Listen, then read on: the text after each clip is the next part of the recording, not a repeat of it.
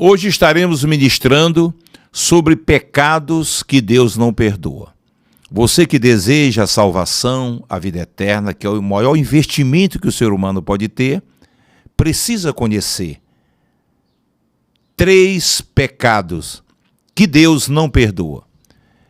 Primeiro pecado é não perdoar.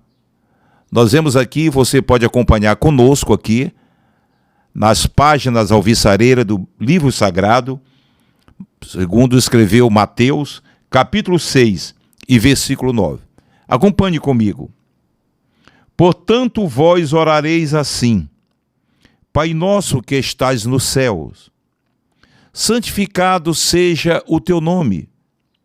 Venha a nós o teu reino. Seja feita a tua vontade, assim na terra como nos céus. O pão nosso de cada dia dai-nos hoje.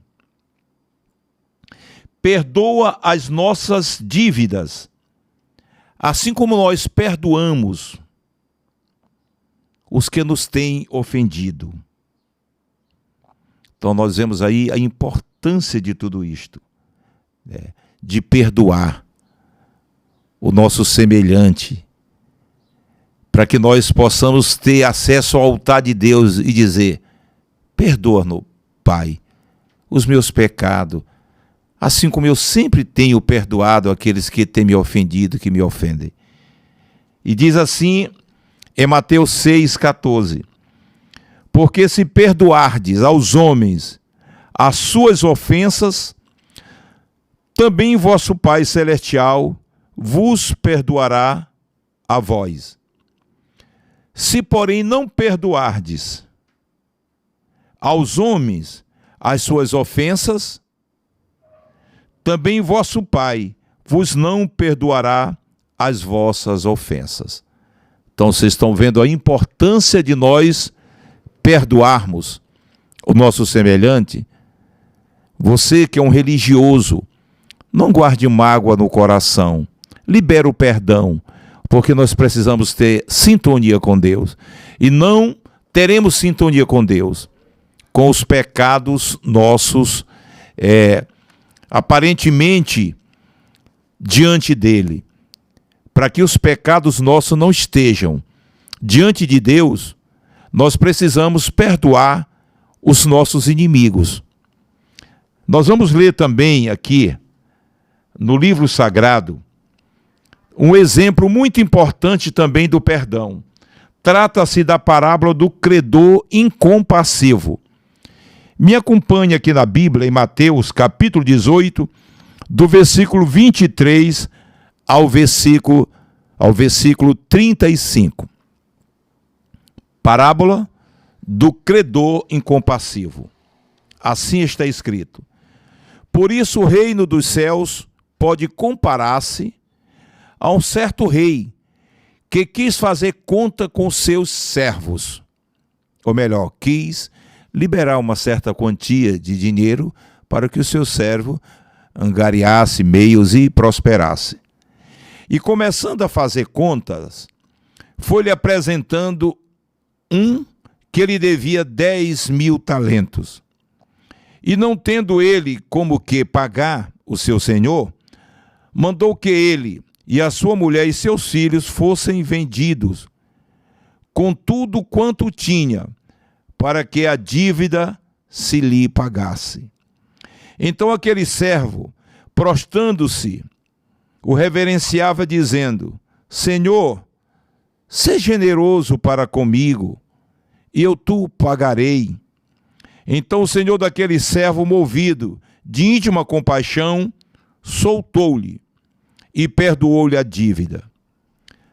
Saindo, porém, aquele servo encontrou um dos seus servos que lhe devia sem dinheiro, e lançando mão dele, sufocava-o, dizendo: paga-me o que me deves. Então o seu companheiro prostou-se aos seus pés e rogava-lhe, dizendo: sê generoso para comigo, e eu tu pagarei. Ele, porém, não quis, antes foi encerrá-lo na prisão, até que pagasse a dívida. Vendo, pois, os seus conservos o que acontecia, contristaram-se muito e foram declarar ao seu senhor tudo o que se passava. Então o seu senhor, chamando à sua presença, disse-lhe: servo malvado, perdoei-te toda aquela dívida, porque me suplicaste. Tu devias, igualmente, ter compaixão do teu companheiro, como eu também tive misericórdia de ti. Indignando, o seu senhor entregou-o aos atormentadores, até que pagasse tudo o que devia.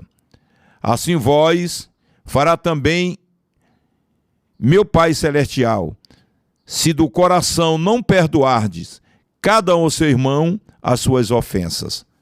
Então nós vemos aqui que aquele servo, aquele patrão muito bondoso, chamou os seus servos e deu uma quantia de dinheiro para eles, dizendo: vocês vão angariar meios. E dentre aqueles servos teve um que não teve condições de pagar-lhe. E chegou e suplicou ao seu senhor: Senhor, eu não tenho como te pagar, me dá um prazo, me dá uma oportunidade. E o senhor disse: não, eu vou te perdoar a dívida, e perdoou. E aquele servo saiu muito alegre e perdoado. Ele veio emprestado para outros também, e um devia 100 dinheiros para ele. E ele disse: paga a minha dívida. Ele disse: eu não tenho como pagar, me dá um prazo que eu vou te pagar. Ele disse: não, senhor, paga a minha dívida. E jogou aquele moço na prisão, porque ele não tinha condições de pagar. Ele foi perdoado a dívida e não perdoou do seu semelhante. Quando seus companheiros ouviram aquele fato, viram e ouviram aquele fato, foram com o rei. O credor, o chefe era o rei. Diz: majestade, você emprestou dinheiro para nós pela sua bondade, nós pagamos. Teve um servo que não teve condições de pagar, e na tua bondade tu perdoaste ele. Só que quando ele saiu, tinha um servo que devia para ele 100 dinheiro, e suplicou que ele desse um prazo, assim como ele suplicou a ti. E ele colocou o seu servo na prisão, disse: só vai sair de lá quando pagar. E o rei mandou chamar eles: mas servo mau, tu me devias, e suplicar-te, eu te perdoei a dívida. E o teu servo te devia também, e te pediu um prazo, uma clemência para pagar a dívida, tu não perdoaste. E ali ele sofreu danos, consequências terríveis, porque não liberou o perdão. Então, você acompanhou comigo, dessas três sequências que eu tenho falado, que é 3 pecados que Deus não perdoa. Então, dos 3 pecados, nós já falamos sobre um, que é o não perdoar. Se você não perdoar, jamais você vai receber o perdão de Deus. Mas agora nós vamos falar também sobre outro pecado que Deus não perdoa, que é o pecado da apostasia. É isso? Nós vemos o que é apostasia: renegar algo, reincidir, renúncia da fé ou religião, afastamento total e definitivo da sua fé, da sua religião. Hebreus 6:4. O que é que diz aqui a palavra de Deus? Porque é impossível que os que já uma vez foram iluminados e provaram o dom celestial, e se fizeram participante do Espírito Santo, e provaram a boa palavra de Deus e as virtudes do século futuro, e recaíram e sejam outra vez renovados para o arrependimento. Pois assim quanto a eles, que de novo crucificaram o Filho de Deus e o expôs ao vitupério. Então a apostasia, ela é muito triste. É aquela pessoa que já aceitou a fé, eu acredito que até batizado com o Espírito Santo, e depois fica criticando quem fala línguas estranhas, É aquele que recebeu o perdão de Deus, que conhece a Bíblia e fica falando mal de lideranças. Muito cuidado, eu sempre digo: olha, não toque no sacerdote católico, no padre, não toque no pastor, porque é uma promessa de Deus na vida daqueles que exercem o santo ofício da pregação da palavra. Todas as profissões são importantes, o médico que cura, né, a vida física, o advogado que defende leis, o psicólogo que trabalha, né, na psique das pessoas, né, ajudando. E assim, são tantos e tantos professores que nos instruem, que nos educam, assim, para o sucesso da vida. E de todas as profissões, né, os enfermeiros e todos assim, tem uma valia. Mas você já pensou naquele que se coloca à disposição para fazer a obra de Deus, para ministrar a palavra de Deus? A pessoa que prega a palavra, ele tem um compromisso. Deus tem um compromisso com quem prega a palavra dele. E às vezes você quer tocar, você não tem conhecimento de causa e quer tocar, porque algum pastor escandalizou algum padre, aí você quer crucificar toda a classe, aí você vai atingir aquelas pessoas que militam com legitimidade. O que é que Deus disse para Abraão? Sai da tua terra, Abraão, da casa do teu pai, eu quero renúncia, eu quero que tu faça a minha obra. E ele disse, muito bem, Senhor, quais são os compromissos que tu tens comigo? Diz, olha, aqueles que se dispõem a fazer minha obra, eu abençoarei. Tem pessoas que criticam, não pode ver a prosperidade de um pastor, de um padre, não pode ver um sacerdote, um pastor andar num carro bom que já fica apontando o dedo. O advogado anda num carro bom, o médico anda, tem fazenda, tem tudo, as pessoas não criticam. Agora, quem trabalha para Deus vai ser criticado. Ah, eu quero te dizer que você tomou uma posição muito contrária. Eu abençoarei os que te abençoarem. Quem falar bem de ti, quem te ajudar, eu vou abençoar. Eu te abençoarei. Quando você critica um pastor, você está entendendo, você está contradizendo a palavra de Deus. Porque Deus, eu te abençoarei. Tem bênção quem serve a Deus, quem vive do evangelho, quem prega o evangelho. Eu abençoarei os que te abençoarem. Às vezes o diabo levanta pessoas para não ajudar o pastor, criticar para que as pessoas não ajudem, para que o pastor se entristeça e não faça a obra de Deus com legitimidade, porque nós precisamos de gasolina, precisamos de tantas estruturas para fazer a obra de Deus. Eu abençoarei os que te abençoarem e amaldiçoarei os que te amaldiçoarem. Então, minha gente, muito cuidado com apostasia. Olha o que diz aqui em Hebreus capítulo 10 e 26. Aqui está falando também sobre a apostasia. É o apostata, aquele que apostata a sua fé. Ele tem o conhecimento da palavra, ele aceita Jesus, né? Eu conheço alguns apóstatas, né, deles que eram pregadores. E eu vi um falando que diz que no santuário de Deus, no santo dos santos, né, que aquele incenso que queimava, ele dá um outro nome, diz que era maconha. Foi um grande pregador, hoje vive como um apostata, apostatando a sua fé. Mas veja bem Hebreus capítulo 10 e verso 26. Porque se pecarmos voluntariamente, depois de termos recebido o conhecimento da verdade, já não resta mais sacrifício pelos pecados, mas uma certa expectação horrível de juízo e ardor de fogo que há de devorar os adversários. Que coisa triste, né? São para essas pessoas que apostatam da fé. Eu tive um momento difícil da minha vida, da minha juventude, que errei. Às vezes na rodada de amigas, pessoas queriam zombar de crente. Eu digo, olha, eu não zombo de crente. Eu estou aqui, não concordo com o que eu estou fazendo, eu sei que o que eu estou fazendo é errado, mas eu quero que Deus tenha misericórdia de mim. Tem pessoas que estão precisando da misericórdia de Deus e fica atingindo o que é sagrado, atingindo quem está servindo a Deus, zombando e escarnecendo de quem serve a Deus.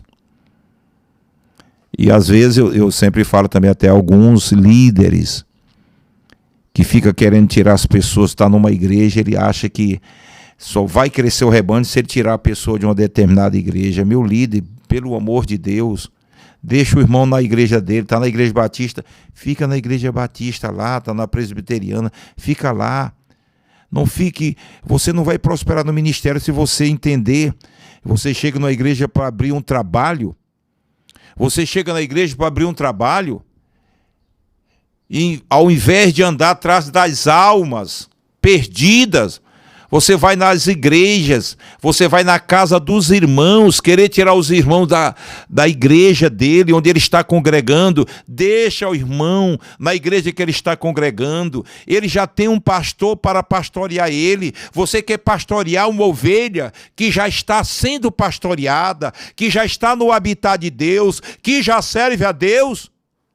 Pelo amor de Deus, tenha cuidado, meu amigo.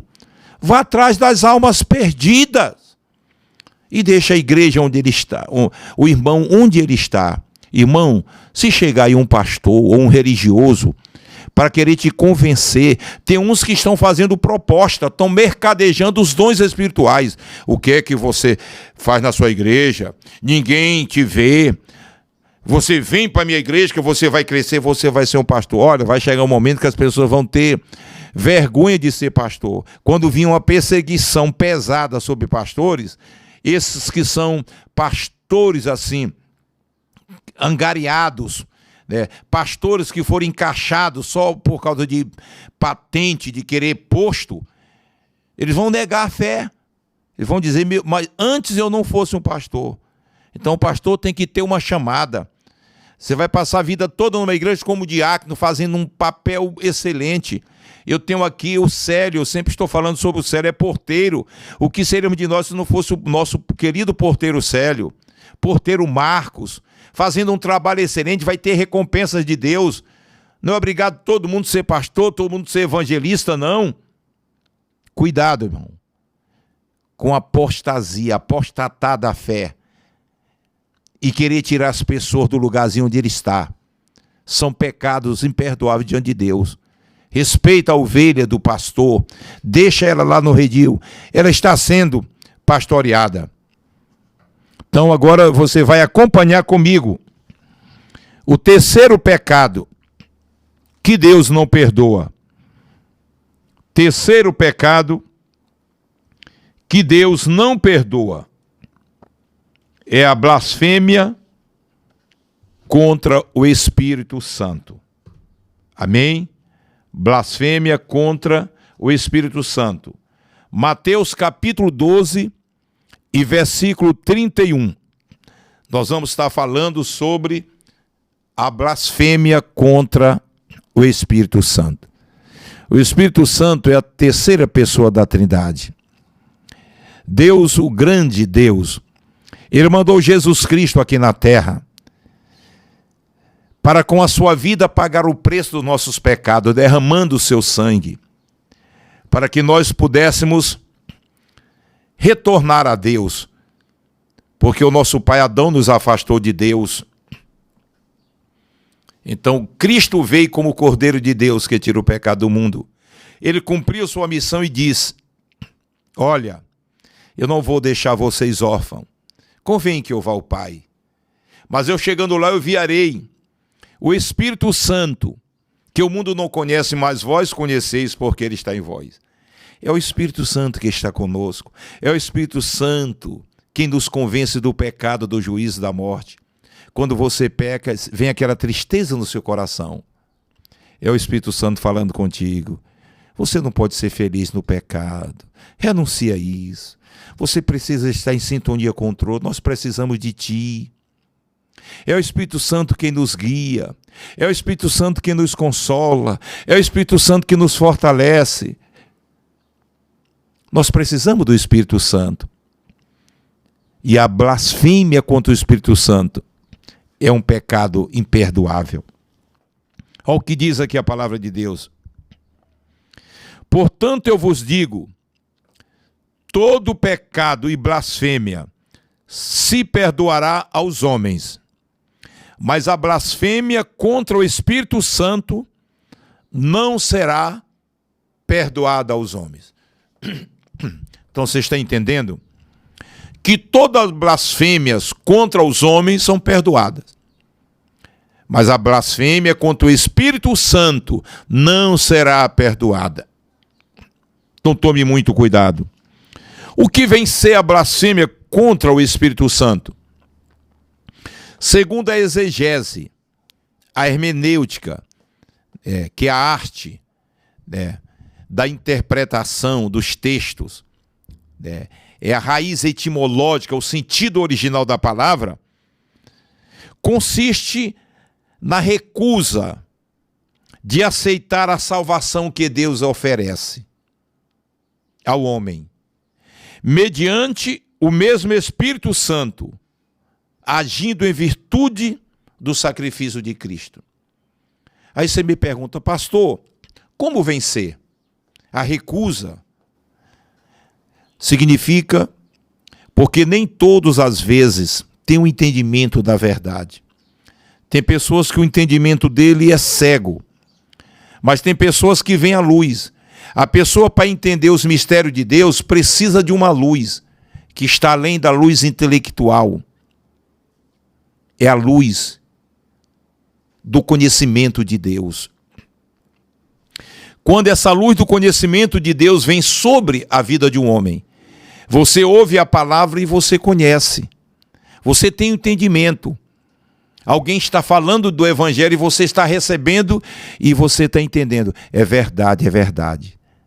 Então ali, a Bíblia diz, se hoje ouvires a voz do Espírito Santo, não endurecerás o vosso coração. Deus envia uma irmã na sua casa com uma palavra. E você entende plenamente aquela palavra. Deus envia pastor na sua casa, dirigente de congregação, e ele traz a palavra, e você entende que é verdade. Você só pode entender que essa palavra é verdade se você tiver a ajuda do Espírito Santo de Deus. É o Espírito Santo quem convence o homem do pecado, do juízo e da morte. Não tem outra pessoa que possa convencer você do pecado. Se eu for falar sobre os seus pecados, você vai ficar com raiva de mim. Mas o Espírito Santo vem suavemente e fala, na tua consciência, meu filho, o que tu fizeste é errado. Não acontece isso com você? Você faz as coisas e você sente que foi errado. Ali é o Espírito Santo que está falando contigo. Assim também é o Evangelho. Uma vez eu pregando para uma senhorita, ela disse, pastor, nunca vou aceitar Jesus. Eu digo, não diga uma coisa dessa. Não diga isso, porque eu já percebo que Jesus não quer nada contigo, minha filha. Você tem que ter humildade e misericórdia. E eu acho que Jesus é quem não quer nada com você. Porque se Jesus quisesse alguma coisa com você, você respeitava a palavra dele. Se Jesus quisesse alguma coisa com você, você respeitava aquele que está trazendo o mensageiro da palavra. Você tinha respeito. Peça a ele misericórdia, minha filha, para que você tenha um entendimento, para que ele abra o teu entendimento. Então a Bíblia diz, se hoje ouvires a voz do Espírito Santo, não endureça o teu coração. Então, segundo a exegese bíblica, a hermenêutica, a blasfêmia é você ouvir a voz, você entender que aquilo é verdade e endurecer o seu coração. Essa, na sua autenticidade, é isso. É você resistir à voz do Espírito Santo. Outros dizem, tem muitos que a vertente da teologia é grande. Tem outras vertentes que diz que quando a pessoa atribui uma obra de Deus a coisas do demônio. Quando a pessoa chega, isso aí não é de Deus. Você pode estar blasfemando contra o Espírito Santo. Tem pessoas que fazem, eu vejo muitos evangélicos fazendo brincadeira com línguas estranhas. Meu pastor, às vezes os pastores, evangelistas, o crente consagrado fica brincando em falar em línguas estranhas. Muito cuidado com isso. É um terreno sagrado que nós temos que ter muito cuidado. Então, minha gente, muito cuidado. Hoje você aprendeu 3 pecados que Deus não perdoa. Então, faça uma análise e que você possa meditar nessa palavra. Primeiro pecado é você não perdoar. Se você não perdoar, você não pode nem orar o Pai Nosso. Segundo pecado, nós vemos que é apostasia. É você apostatar da sua fé. Você hoje serve a Deus na igreja, amanhã você está escarnecendo da igreja, está zombando da igreja, está zombando da fé. Isso é uma apostatar da fé. Certo? Tenha muito cuidado. Você que tem a sua fé, cuidado com as pessoas que vêm querer tirar essa fé, querer fazer você mudar de fé. Muito cuidado. E a terceira é a blasfêmia contra o Espírito Santo. A pessoa zombar, atribuir, né, ao diabo aquilo que é do Espírito Santo. Blasfemar o que é. O Espírito Santo vai com você. Ele trabalha de várias maneiras. Fala o seu coração, você sente, você sabe que aquilo é de Deus, mas você endurece o coração e rejeita. Quer dizer, essa palavra não tem valor. O sacrifício de Cristo não tem sentido. Eu vou viver minha vida da minha maneira, eu não estou nem aí para ninguém. Você está resistindo, blasfemando o Espírito Santo. Então guarde no coração com muito carinho, que Deus venha te abençoar e que longe de mim e de você seja cometer esses 3 pecados, que é pecado fatal, pecado que não tem perdão de Deus. Nós precisamos ser perdoados. Que Deus te abençoe. Fica na paz. Muito obrigado.